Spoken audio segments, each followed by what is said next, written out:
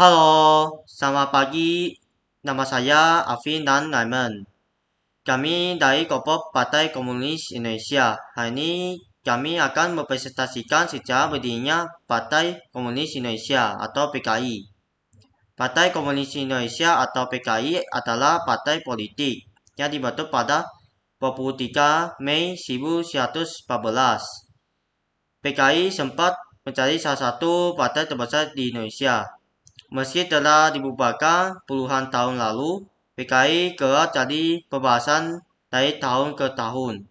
Pasalnya, PKI dituding memiliki keterkaitan pada peristiwa besar yang terjadi di Indonesia pada 30 September 1965 atau lebih dikenal dengan peristiwa G30S PKI.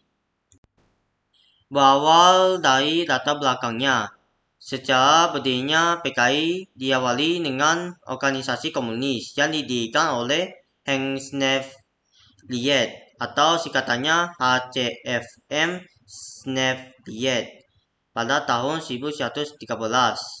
Ia seorang pemimpin organisasi buruh di Belanda.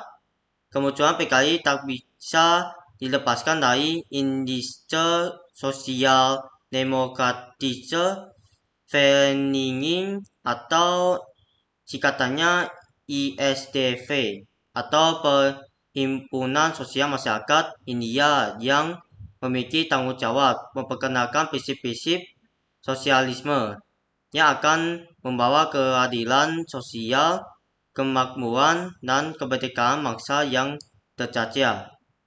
Pada awalnya, ISDV bukan merupakan sebuah organisasi politik. Perkumpulan dengan paham Marxis ini hanya sebuah klub diskusi untuk anggota sosial Demokratische Arbeiderparties, singkatannya SDAP, atau Partai Buruh Sosialis Demokrat di negeri Belanda yang tinggal dan bekerja di Hindia Belanda.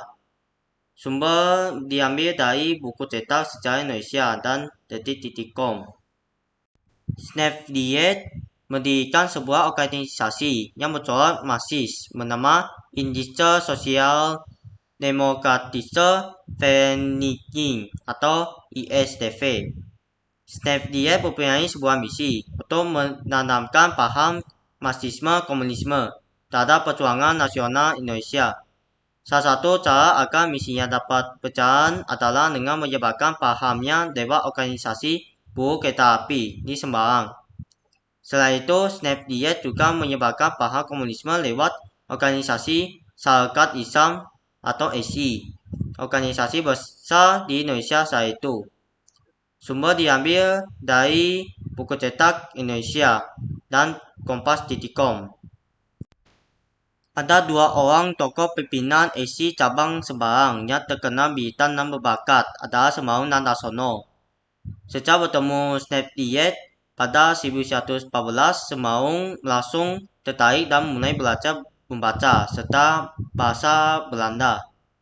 Semarang menjadi sekretaris ISDV di Surabaya. Kemudian pada 1917, Snevliet bertemu dengan anggota SI lainnya, yakni Laksono yang kemudian juga ikut bergabung. Pada perkembangannya, Semarang dan rekan-rekannya berniat untuk mengubah perjuangan Sarekat Islam ke arah komunis. Namun hal ini tidak langsung diterima begitu saja oleh anggota SI lainnya, hingga akhirnya timbul perpecahan.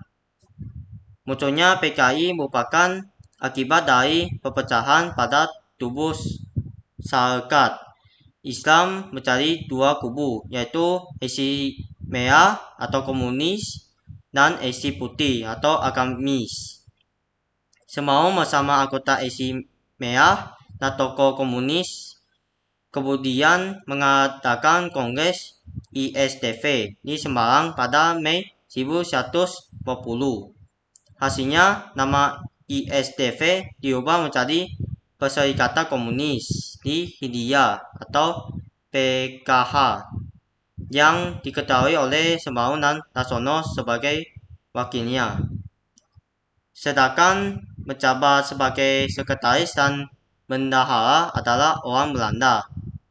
4 tahun kemudian, yakni pada 1124, PKH mengadakan Kongres Komintern kelima yang menghasilkan perubahan nama dari PKH menjadi Partai Komunis Indonesia atau PKI. Sejak saat itu, PKI terus memperjuangkan kemerdekaan Indonesia dengan menentang kolonialisme Belanda. Akan tetapi, cara PKI melawan kolonialisme Belanda terkenal radikal dan condong anarkis.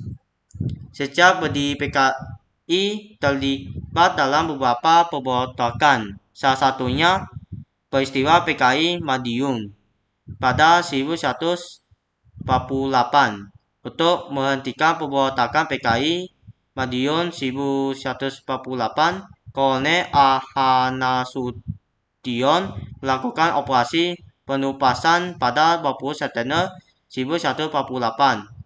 Sumber diambil dari buku cetak sejarah Indonesia dan Kompas.com. Oke, jadi yang kelima itu ada tujuan dari PKI. Nah, tujuan dari PKI sendiri ini adalah menantang imperialisme dan kapitalisme pemerintah Belanda.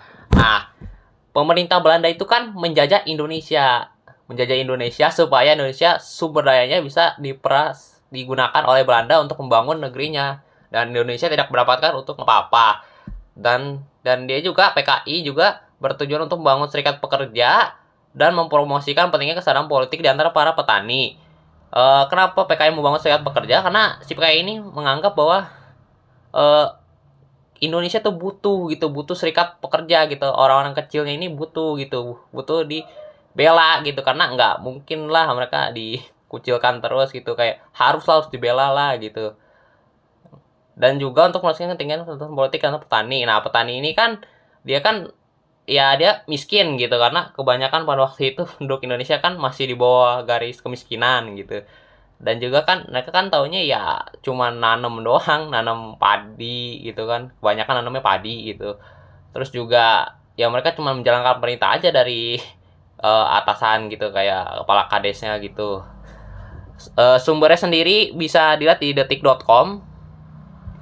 Terus yang ke-6 itu ada hasil dari PKI ini sendiri. Apa yang dihasilkan itu adalah pemberontakan Madiun 1948. Jadi si PKI ini terafiliasi dengan Amir gitu. Amir ini dulu dia itu ada di kabinetnya Soekarno gitu, cuman gara-gara perjanjian Handfield dia jadinya dibubarkan kabinetnya, dan Amir ini merasa bahwa dia tuh merasa tersakiti gitu, bahwa dia kan sudah berjuang bersama-sama tapi kok malah dipecat gitu.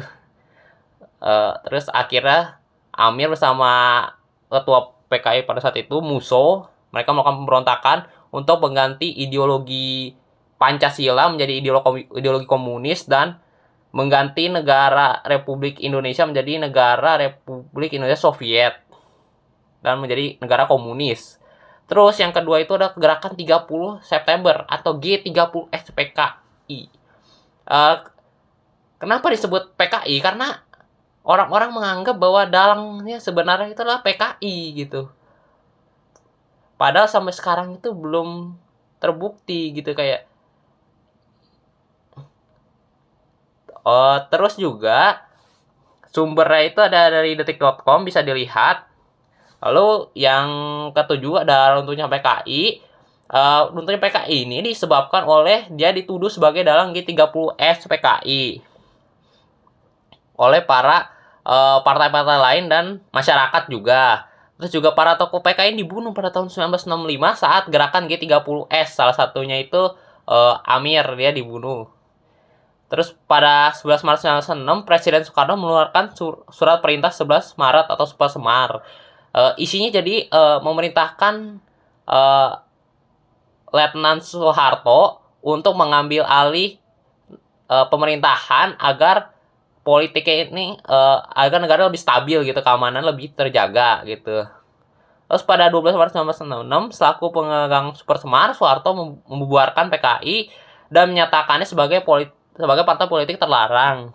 Dan sisa-sisanya nanti si PKI ini bakal ditumpas sampai habis sama Soeharto di tahun-tahun selanjutnya.